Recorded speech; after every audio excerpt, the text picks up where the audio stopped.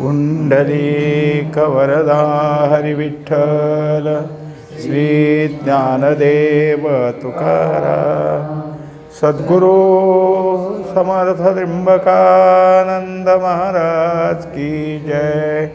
माऊली ज्ञानेश्वर महाराज की जय। जगद्गुरु तुकाराम महाराज की जय। श्री गुरुदेव दत्त।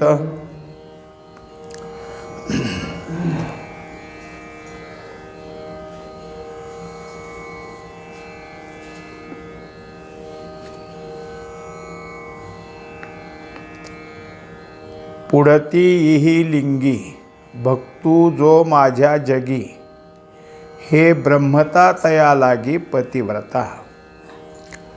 398 ही ओवी यातली चालू विषय।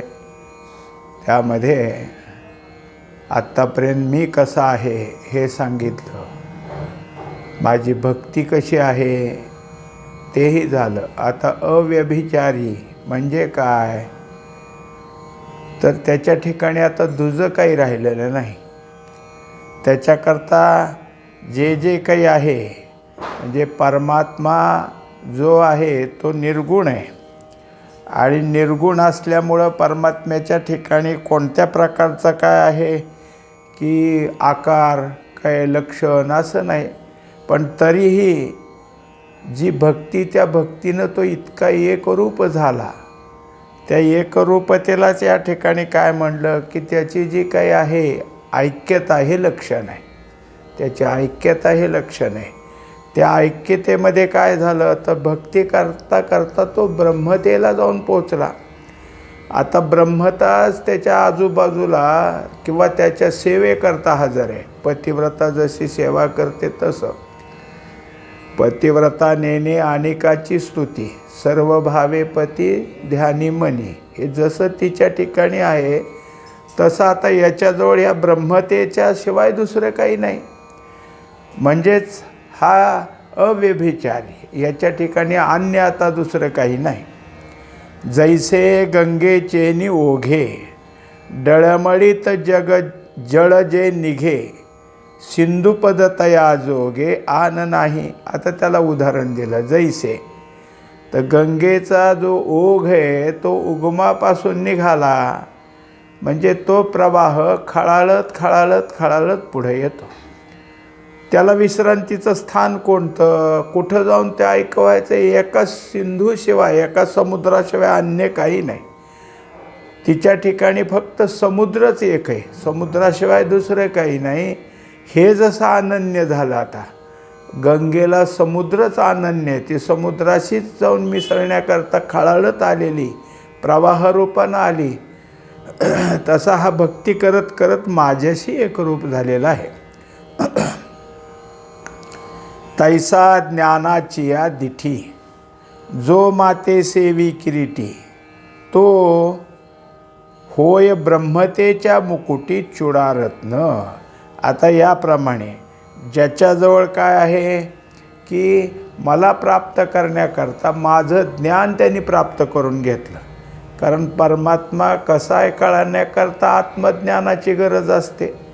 आणि आत्मज्ञान कोणाकडून मिळतं तर ते आत्मज्ञानी पुरुष आहे त्यांच्याकडून।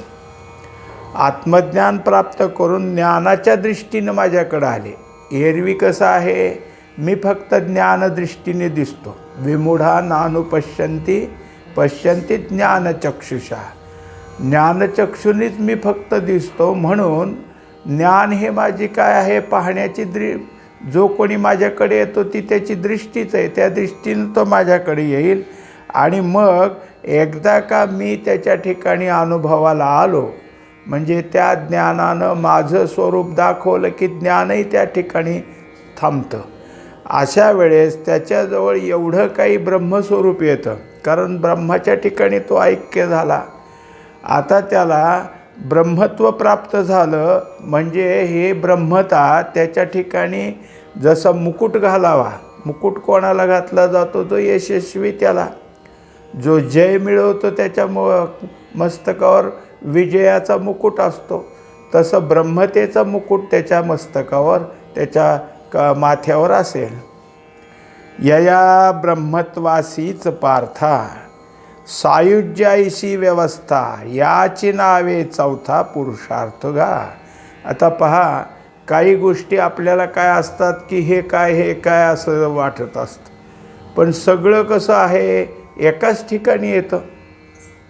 ज्या ब्रह्मत्वाबद्दल आम्ही सांगतोय ते ब्रह्मत्व, त्या ब्रह्मत्वाच्या ठिकाणी एकदा का परिपूर्णता आली, काय असतं दोन गोष्टीत.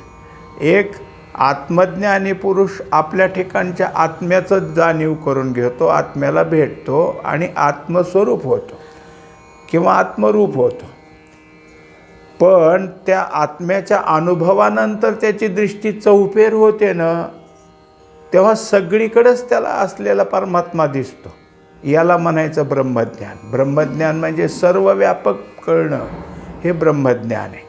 आपल्या अंतःकरणापुरतं कळणं हे आत्मज्ञान आहे.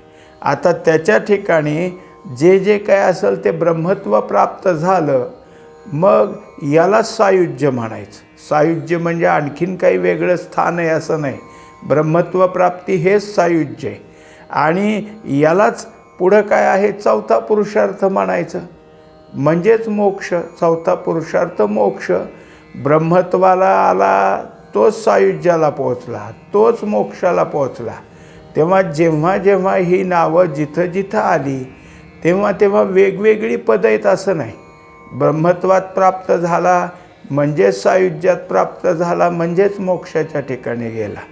हे सगळं जर काही असेल तर एकच स्थान आहे. एक स्थानाला प्राप्त होण्याकरता त्याच्या ठिकाणी जी काही वाटचाल आहे त्या वाटचालीने त्याला यावं लागतं.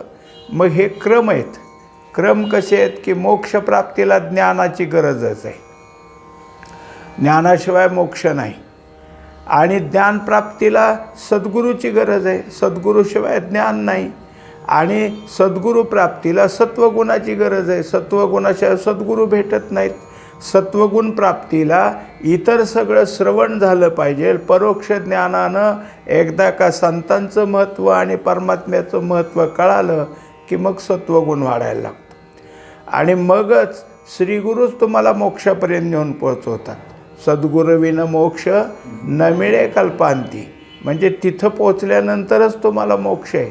सद्गुरूशिवाय आम्ही मोक्षाला जाऊ असं जर कोणी म्हणत असेल ना, न मिळे कल्पांती, त्याला किती दिवस असा झटत राहील.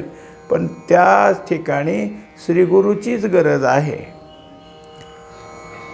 परी माझे आराधन ब्रह्मत्वी होय सोपान, येथ मी हन साधन गमेन हो. आता पहा, म्हणजे अव्यभिचारी शिकवता असे कसं काय भगवंतानी एखाद्या गोष्टीचा इतका उकल केलेला, इतका आपल्यापुढं स्पष्ट बोललेत की माझी आराधना, माझी म्हणजे कोण, मी सगुण रूप कृष्ण, मी सगुण रूपाचा असलेला कृष्ण, आणि माझी जर आराधना केली तर ब्रह्मत्वात जायचं सोपान, म्हणजे ह्या पायऱ्याच आहेत, तुला सहज त्या ठिकाणी जाता येईल. याचा अर्थ जे काही आहे माझं स्वरूप ते तुम्हाला काय करील, ब्रह्मत्वाच्या ठिकाणी नेऊन पोचवेल. येत मी हन साधन गमेन हो, म्हणजेच मी जो काही सगुण रूप आहे या माझ्या सगुण स्वरूपातून तुला निर्गुणाकडे जाता येईल. सगुणी भजता निर्गुणी पावले, मग सगुणाचं भजन करता करता निर्गुणाकडे जाईल. आणि जेव्हा निर्गुणात पोहोचेल तेव्हा सगुणाच्या ठिकाणी निर्गुणाच्या ठिकाणी काही भेद नाही हे कळेल.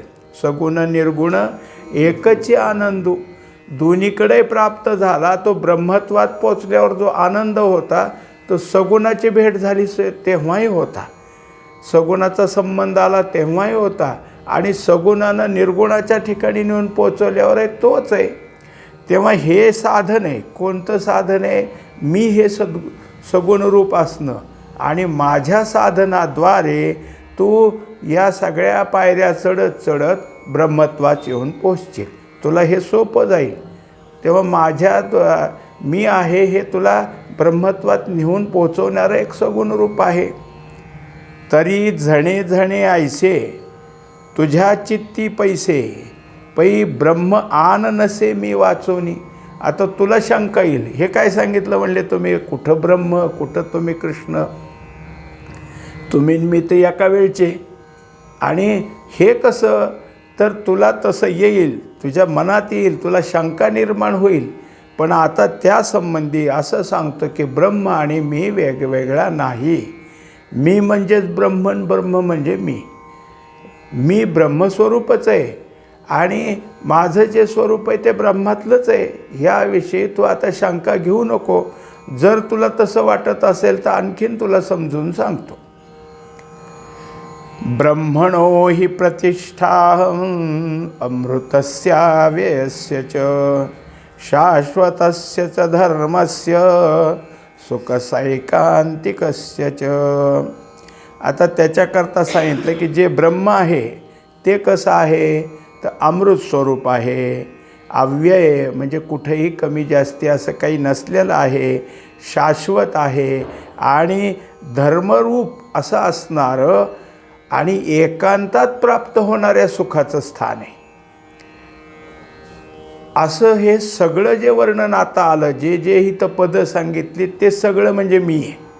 अहम शेवटी काय आहे, हे सगळं म्हणजे मीच आहे की माझ्याच ठिकाणी ह्या सगळ्या अमृत स्वरूप, अव्यय स्वरूप, आणखीन शाश्वत धर्मस्य आणि एकांतात असलेलं सुख म्हणजे हे माझं स्वरूप आहे. आगा ब्रह्म या नावा अभिप्रावो मी पांडवा, मीच बोली जे आघवा शब्दी इही. तेव्हा आता जे काही ब्रह्म आहे ते ब्रह्म म्हणजे मीच आहे. अभिप्राय म्हणजे भगवंताचं मत. त्यांनी भगवंताने स्वतःचं मत काय सांगितलं की मीच आहे, मीच ब्रह्म आहे आणि ब्रह्म आणि माझ्यामध्ये कोणत्याही शब्द दोन आहेत पण आमच्यात भेद नाही. एक मी कृष्ण आहे हे नाव आहे आणि दुसरं ब्रह्म हे नाव आहे, असे शब्द दोन येतील पण आमचं जे असणारं स्वरूप ते एकच आहे. पै मंडळा आणि चंद्रमा दोही नवती सुवर्मा, तैसा मज आणि ब्रह्मा भेदू नाही. आता जे काही चांदणं आहे ते आपल्याला चांदणं दिसतं आणि चांदणं कोणापासून आलं, चंद्रापासूनच आलं. चांदणं आणि चंद्र हे दोन वेगळे नाहीत. चंद्र आहे, चंद्राचा उदय झाला म्हणून चांदणं आहे. तेव्हा म्हणायला चांदणं आणि चंद्र हे दोन शब्द म्हणायचेत, बाकी चांदणं चंद्राचंच आणि चंद्रच चांदणं देतो. हे जसं दोन्ही आपल्याला मान्य करावं लागेल की दोन्ही एकच आहे. दोही नवती सुवर्मा, हे काही दोन वेगवेगळे नाहीत, हे एकच आहेत. तैसा मज आणि ब्रह्मा भेदू नाही. तसं माझ्यात आणि ब्रह्माच्या ठिकाणी भेद नाही. आमचं जे असणारे एकच स्वरूप आहे. अगा नित्य जे निष्कंप, अनावृत धर्मरूप, सुख जे उमप अद्वितीय. आता त्याच ठिकाणी जे काही आहे ब्रह्माचं लक्षण ते कसं आहे तर नित्य आहे.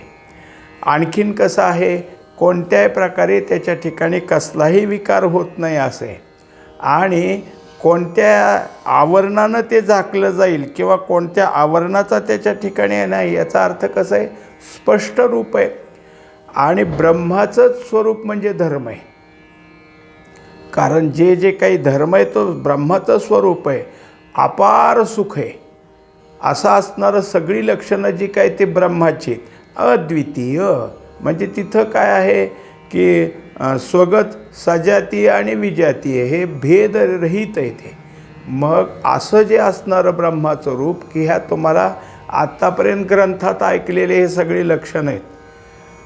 आणि मी सगुण रूपाने असलो तर मी कृष्ण म्हणून आलो, कृष्णाचं सगुण रूप दिसत असलं तरी माझं खरं स्वरूप तीच आहे, त्याच खऱ्या स्वरूपातलं आहे मी. आता सगुणानं मी कृष्ण होऊन इकडं तिकडं फिरतो. या तसं पाहायला गेलं तर या घरी आहे म्हणता म्हणता त्या घरीसुद्धा मी येऊ शकतो, तिथं आहे म्हणता कुठेही येऊ शकतो. म्हणजे मी हस्तिनापुरात किंवा मी माझ्या द्वारकेत आणि कुठं वनामध्ये जरी द्रौपदीने हाक मारली तर मी एका क्षणात तिच्याजवळ पोचतो. कारण मी व्यापकच आहे, मी काय तेवढ्याही एकदेशी नाही. प्रसंगाप्रसंगाला मी कुठून कुठं गेलो काय काय करून दाखवलं, ही सगळी ब्रह्मलक्षणं माझ्या संपूर्ण चरित्रामध्ये तू पाहत असशील आणि ते कळेलही तुला. विवेकू आपले काम सारोनी ठाकी जे धाम निष्कर्षाचे निस्सीम किंबहुना मी.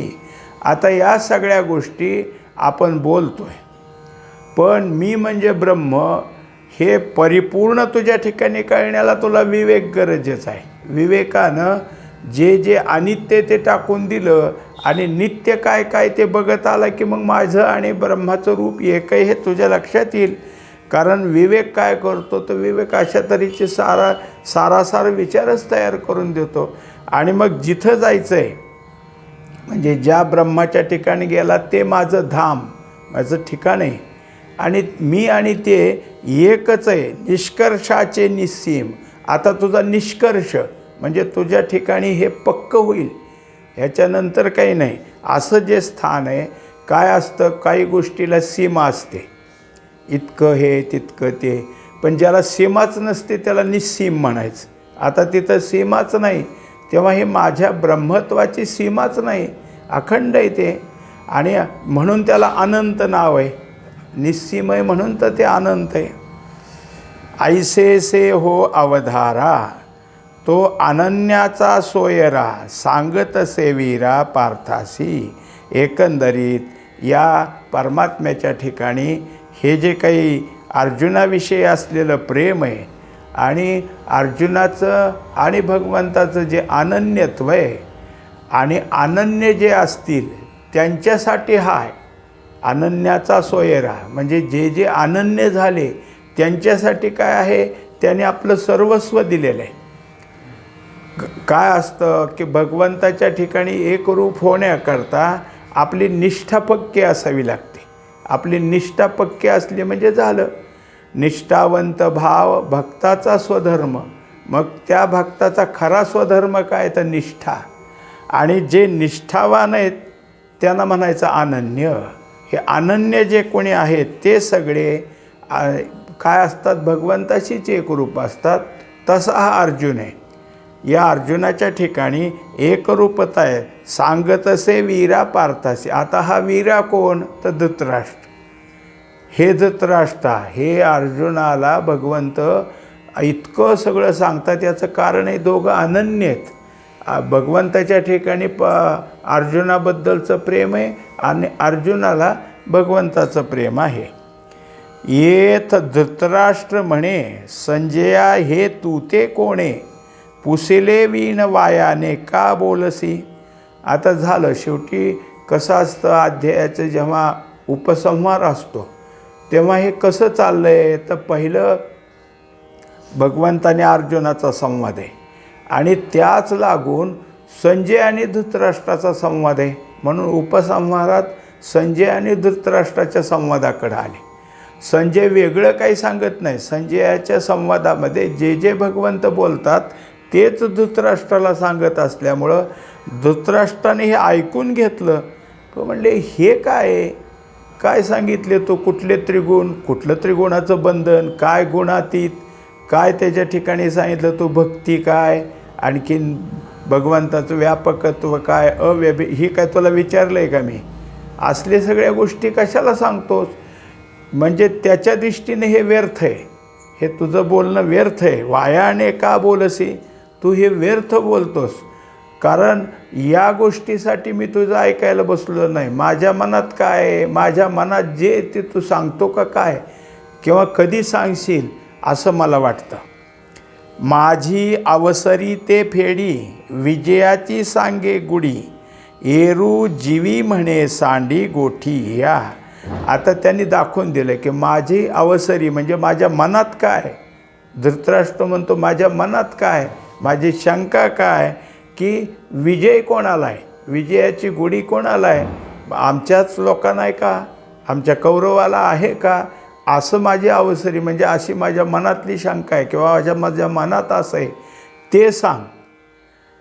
तेवढ्याच ह्याच्यात अर्ध्या ओवीत संजयाच्या मनात काय ते माऊली सांगतात. एरू जीवी म्हणे सांडी गोठी. संजय म्हणतो तू मनात सुद्धा ठेवू नको, ही कुणाकडं त्यांच्याकडं तर विजय कधीच यायचा नाही. तुझ्या ठिकाणी हे अजिबात स्मरण करू नको की विजय मिळेल का, ही गोष्टच नाही शक्य. कारण काय आहे तर विजय निश्चित झालेला आहे. संजयो विस्मये मानसी आहा करुणी रसरसी म्हणे कैसे पा दैवेसी द्वंद्व यया. आता एकंदरीत काय आहे की या सगळ्यामध्ये इतकं चांगलं आहे की जे ऐकायलाच पाहिजे, हे असं जे काही वेदांताचं ऐकणं ह्याचंच नाव श्रवण. श्रवण म्हणजे दुसरं काही नाही, हेच श्रवण असतं. असं ऐकायला पाहिजे. हा धृतराष्ट्र हे का ऐकत नाही, याला ह्याच्याबद्दलची का गोडी वाटत नाही. आता त्याच्या पुढं सांगितलं की म्हणे कैसे पा दैवेशी द्वंद्व यया, म्हणजे ह्याचं नशीब कसलं आहे. आता काही ग्रंथामध्ये देवेशी द्वंद्व यया म्हटले, म्हणजे भगवंताबद्दल ह्याला का वैरत्व आहे, किंवा आपलंच नशीब योग्य स्थितीला जाण्यापेक्षा दुसरंच कसं आठवतं. ह्याच्या दैवात ह्या सगळ्या गोष्टी विरुद्ध बाजूच्या का आहेत असं संजय विचार करतो. तरी कृपाळू तो तुष्टो यया विवेकू हा घोटो मोहाचा फिटो महारोगू. आता संजयानं याचना केली की हे भगवंता तू कृपाळू आहेस, तुझ्या कृपेनं ह्याच्या ठिकाणी तू सांगत असलेला विवेक जरा अंतःकरणात घाला. यांच्या अंतःकरणात त्याचं काय आहे प्राशन होऊ द्या, विवेक कळू द्या धृतराष्ट्राला. तेणेकरून काय होईल, ह्याला मुलाबद्दलचा झालेला मोह आहे तो एक प्रकारचा महारोग आहे. म्हणजे त्याच्या ठिकाणी काय आहे की या रोगानं पछाडलेलं आहे, हा निघून तरी जाईल. हा विवेक जर त्याच्या अंतःकरणात गेला की जे भगवंत विवेक सांगतात तो विवेक तुमच्या कृपेनं ह्याच्या अंतःकरणात गेलात. म्हणजे एकंदरीत कुणीही तुम्ही आम्ही झालो तर परमार्थाची इच्छा होण्याकरता भगवंताची कृपा व्हावी लागते, तरच मलदोष जातो. एरवी संत भेट होणंसुद्धा दुर्मिळ आहे, पण ती भगवंताची कृपा असेल तर संत भेट होते. आणि संत भेट होण्याकरता मलदोष बाजूला व्हावा लागतो, तरच संताकडे जाता येतं. ही कृपा होऊ दे, तुझी कृपा झाली तर धृतराष्ट्राच्या ठिकाणी यातला फरक पडेल. संजयो ऐसे चिंतिता संवादू तो सांभाळिता हरिकाचा येतो चित्ता महापूर. आता हे झालं धृतराष्ट्राबद्दलची चिंता की ह्याच्या ठिकाणी हे कसं दैव आहे ह्याचं की इतकं सगळं चांगलं असून ह्याच्या उद्धाराची वेळ आली असताना सुद्धा हा का विरुद्ध आहे. तेव्हा भगवंता याच्यावर कृपा कर. हा विचार मनात आला आणि संजय म्हणतो जाऊ द्या तिकडं, हे काय चाललं आहे ते आपलं स्मरण करू. म्हणजे त्यामुळं संवादू तो सांभाळिता, ह्या दोघांचा जो संवाद आहे तेच आपला अंतःकरणात आणू, त्याचा सांभाळ करू. आणि परिणाम काय होईल तर हरिकाचा येतो चित्ता महापूर. तर माझ्या चित्ताच्या ठिकाणी माझ्या अंतःकरणाच्या ठिकाणी आनंदाचा महापूर येतो आहे. हे ऐकता ऐकता मला इतका आनंद जागा झाला आहे की माझं चित्त आनंदाने भरून गेलं आहे, माझं अंतःकरण आनंदाने भरून गेलेलं आहे. महापूर येणं म्हणजे नदीच्या दोन्ही थडीच्या बाहेर पाणी बाहेर पडणं, काठाच्याही बाहेर पाणी बाहेर पडतं तेव्हा महापूर. तसं माझ्या अंतःकरणाच्या बाहेर आनंद बाहेर पडायला लागला आहे, अंतःकरणाच्या बाहेर चालला आहे, असा हा आनंदाचा महापूर आहे. म्हणून आता येणे उत्साहाचे नि अवतरणे श्रीकृष्णाचे बोलणे सांगितलेल. एकंदरीत भगवंताच्याच संवादाकडे याचं लक्ष असल्यामुळं आता जर काही असेल पुढचा संवाद तर ते सांगण्याचा उत्साह याच्या ठिकाणी जागा झाला आहे, कुणाच्या संजयाच्या ठिकाणी. आणि त्यामुळं श्रीकृष्ण काय बोलतील ते बोलणं आता ते सांगणार आहेत. तया अक्षरा आतील भावो पाववीन मी तुमचा ठावो ऐका म्हणे ज्ञानदेवो निवृत्तीचा. आता शेवटी पुन्हा आणखीन कोणाचा संवाद आला पहा, माऊली ज्ञानेश्वर आणि निवृत्तीनाथ. ते म्हणतात की या सगळ्या चाललेल्या संवादाची जी अक्षर आहेत त्या अक्षरात काय भाव आहे तो मी भाव तुम्हाला सांगेन. हा भाव तुमच्या ठिकाणी प्राप्त झाला, तुम्हाला जर त्याच्याबद्दलचा अंतःकरणात काय आहे जागृती झाली, तर भावच तुम्हाला ब्रह्मत्वात घेऊन जाईल. म्हणून जे जे काही असेल ते या ठिकाणी स्पष्ट करतो, आणि तेही कुणामुळं? निवृत्तीच्या कृपेमुळं. माझे सद्गुरू माझ्यावर कृपा करतात, म्हणून या सगळ्या गोष्टी मी सांगतो. म्हणून ऐका, हे आता जे मी पुढं सांगणार आहे ते ऐका. इति श्रीमद्भगवद्गीतासु उपनिषत्सु ब्रह्मविद्यायां योगशास्त्रे श्रीकृष्णार्जुन संवादे गुणातीतयोगो नाम चतुर्दशो अध्यायः. आपण आता या 14व्या अध्यायात काय काय पाहिलं? तर पहिल्यामध्ये जे काही भाग होता मंगलाचरण, त्या मंगलाचरणात सुरुवातीलाच ब्रह्म आणि माया याबद्दलचं थोडंसं स्पष्टीकरण केलं. त्यानंतर ज्ञान किती शुद्ध आहे, बाकीची ज्ञानं कशी आहेत, हे बाकीच्या ज्ञानाला ज्ञान म्हटलं असलं तरी खरं ज्ञान, उत्तम ज्ञान, पवित्र ज्ञान कोणतं आहे ते सांगितलं. आणि ब्रह्माच्या ठिकाणी शुद्ध मायेचा कसा भास झाला, त्यामुळं ह्या महद्ब्रह्मापासून हे जगतरूपी बाळ कसं जन्माला आलं, त्या बाळाची स्वरूपं काय आहेत, त्याच्यात पंचमहाभूत, बुद्धी, मन, अहंकार आणि 4 खाणी, हे सगळे स्पष्टीकरणं त्याच्यानंतर याच्यामध्ये झाली. आणि मग ह्या जगतरूपी बाळाचं रूप सांगत असताना या जगताची निर्मिती झाली असली तर ब्रह्माचा काही बिघाड झाला नाही. ब्रह्म आहे ते शुद्ध आहे, तसंच आहे. आता त्या सगळ्यामध्ये जगतानं बाकीच्या जीवाच्या ठिकाणी काय केलं, कसा बदल केला, त्याच्याकरता त्रिगुण सांगितले. त्या त्रिगुणाच्या ठिकाणी प्रत्येक त्रिगुणाचे स्वभाव सांगितले, प्रत्येक त्रिगुणाचं कार्य सांगितलं, आणि त्यात ते कसे बांधतात ते दाखवून त्याचप्रमाणे प्रत्येक गुणाच्या ठिकाणी पुन्हा कसं जन्माला घातलं जातं. हा पुढं सत्वगुणी मनुष्य कसा कुठं जन्माला येईल, रजोगुणी मनुष्य कुठं जन्माला येईल, तमगुणी मनुष्य कुठं जन्माला येईल, हे सांगून मग त्रिगुणाचं फळ सांगितलं. मग त्याच्यामध्ये ऊर्ध्व बाजूला कोण सत्वगुणी जाईल, मध्य ठिकाणी रजोगुणी येईल, आणि अध ठिकाणी म्हणजे अगदी खालच्या बाजूला तमगुणी येईल. अशा तऱ्हेची त्यांच्या जन्मामध्ये कोणत्या कोणत्या स्थानाची ठिकाणं सांगत असतो. आता त्रिगुणाचं एवढं सांगितलं, आणि मग गुणातीत सांगितले. म्हणजे त्रिगुण आपल्याला सोडणारच नाहीत का, तर सोडतील. मग कसे सोडतील, तर गुणातीत सांगितला की त्यांनी या गुणावर कसा विजय मिळवलेला आहे. मग गुणातीताचं लक्षण काय, गुणातीताचं आचरण कसं असतं हे सांगत असतानाच मग परमात्म्याची व्यापकता काय, परमात्म्याची भक्ती कशी असावी, परमात्म्याची अव्यभिचार भक्तीच्या ठिकाणी कसा निर्माण होतो, तोच भक्त की ज्याच्या ठिकाणी आता हेची थोर भक्ती आवडते देवा, संकल्पावी माया संसाराच्या. आता देवाला हाच आवडता आहे हे सांगत असताना भगवंत आणि म्हणजे भगवान श्रीकृष्ण आणि ब्रह्म हे कसे एकच आहेत, तेव्हा या ब्रह्मत्वाला जाऊन पोचतो, तो सायुज्याला जाईल किंवा तो मोक्षपदाला प्राप्त होईल. अशा तऱ्हेचे मुद्दे आपण ह्या 14व्या अध्यायात पाहिलेले आहेत. पुंडलीक वरदा हरी विठ्ठल, श्री ज्ञानदेव तुकाराम, सद्गुरू समर्थ त्र्यंबकानंद महाराज की जय. महाबुली ज्ञानेश्वर महाराज की जय. श्री गुरुदेव दत्त.